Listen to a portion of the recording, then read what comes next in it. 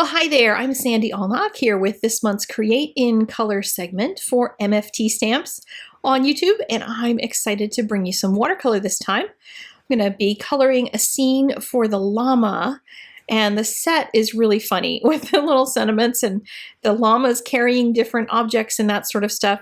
And you could even use these for birthday cards because some of them are more birthday oriented and that sort of thing. But I'm going to be using my Woodward and Father tin. And this is a little company that's on Etsy, and they make these little tins.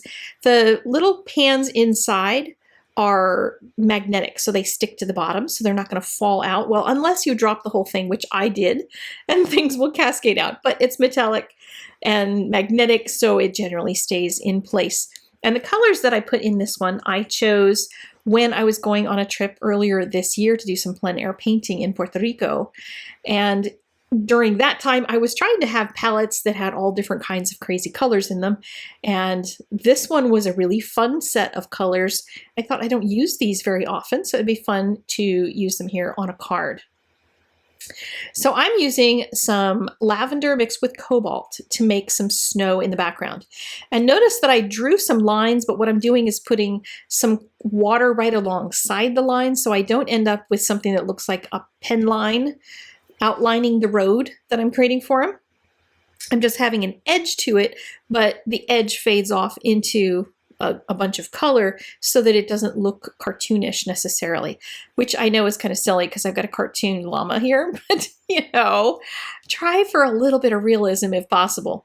And I'm trying to create the feeling of him being kind of on a road. He's on a road to take his little presents somewhere and go visit somebody for Christmas.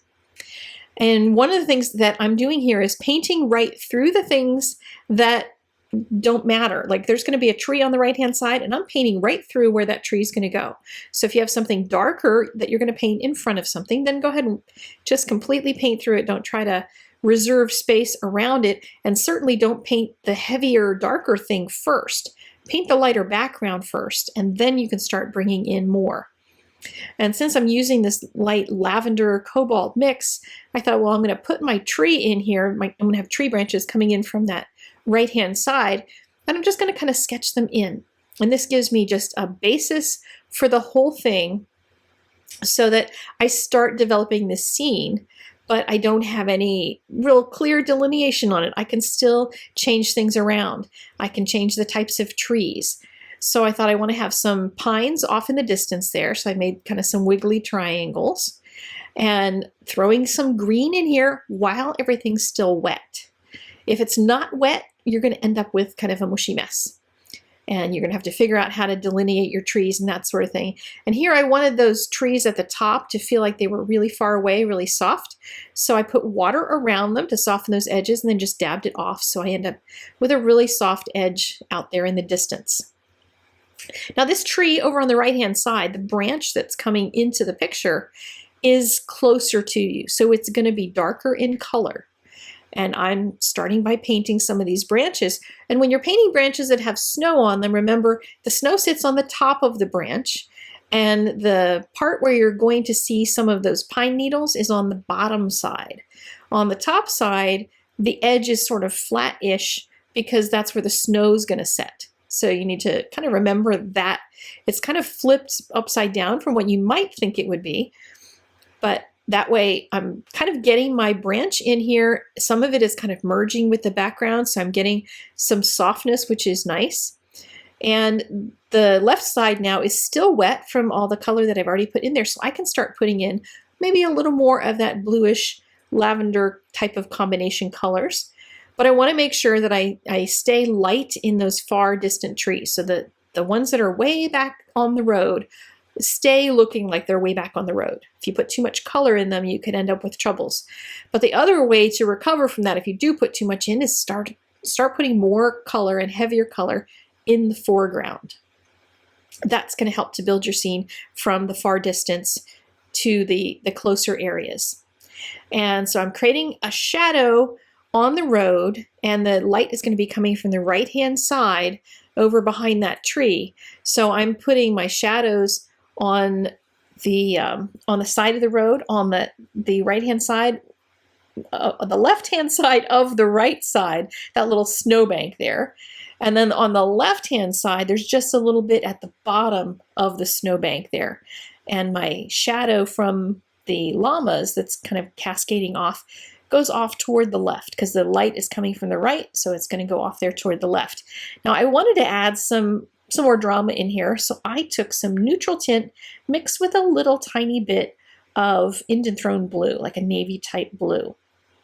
In neutral tint, you can use other things instead of it. You can use, different blacks, and there's a whole range of blacks in the Daniel Smith line. Neutral tint just kind of keeps the color as it is and just darkens it. So it has that interesting property to it. And when I put this palette together, I wanted to do some experimenting with some of these colors. And that's one of the things you can do if you have multiple palettes. And this little palette wasn't expensive. I'll link you to it in the supply list, but the palette is not super expensive. You can put whatever colors you want in it. You can get extra pans and you can swap them out and try different things. And it's also really small. So if you have a small space where you're crafting, or if you're going to go out and paint somewhere, this is a really nice small way to do that.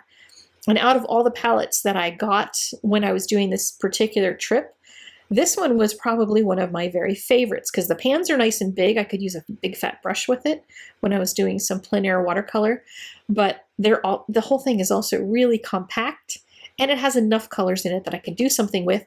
This one is also painted white on the inside. There are some that you'll see out there that are cheaper than this, but they are just the bare metal, which means it's harder to see what color you're mixing in the mixing well, and it's also going to rust sooner. This will not rust because it's got rust-proof type of paint.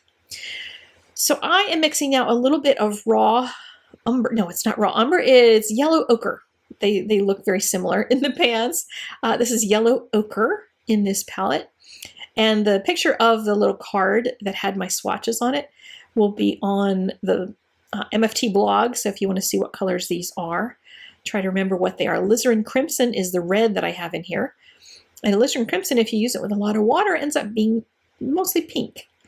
So there is a permanent alizarin Crimson as well as a fugitive alizarin Crimson.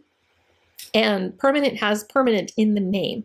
And what makes it permanent alizarin Crimson versus the other is that the fugitive one, and they don't call it fugitive, it's just called plain alizarin Crimson. A fugitive color is one that will fade over time. So if you want your artwork to kind of stick around, it's nice to get the colors that don't fade over time. So alizarin Crimson is a popular color, so they made one with the property of not being fugitive, because the normal alizarin Crimson is. So now I'm trying to figure out what's dry and what's not. So I was trying to mess around with where can I paint and not ruin anything, but I thought, okay, let me put some more stronger shadows in my llama. And I had used that yellow ochre. I added a little tiny bit of Aussie red gold to it, and it's really yellow now. You can't see that on the pan right there, but I can also mix a little bit of my neutral tint in it and darken it and kind of, make it a little deeper of a color. There's a lot of things you can do when you have just this few colors in a palette. You don't have to actually have a million colors in order to do paintings and cards as well. There was one of the palettes that I took with me where I only had 3 colors. And with 3 colors, I had Moonglow, Yellow Ochre, and Sap Green. And I did an amazing painting of a waterfall. So you don't have to have every color in the book. You just need to know what those colors will make when you mix them together. So mixing a little bit of neutral tint along with some Indanthrone blue, so I can start putting in a little more detail now. My trees in the background have started to dry nicely, and so I wanted to put kind of a tree trunk and then a few negative space tree trunks around it. So I'm taking some water now to soften this because I put too much on and it just felt too garish. So water is going to soften that. You could also soften it by dabbing color off with a paper towel or something. And now I'm just going to add a few little negative space tree trunks in this left-hand side. And I'm just going to do it in that one section, not all the way to the back, because I want that to look like the midground. So it's going to give me that difference between the foreground, the midground, and then that far background that doesn't have any of that color. And now I can actually add some of that really dark color to the shadow underneath of the little llama as well. So there you go. Crazy llama delivering his packages with a very soft watercolor background. Hope you enjoyed this. If you did, make sure that you click the like button and follow me on other social media, etc. There is another video coming out today in which I actually turn the Tweety birds into penguins over on my channel.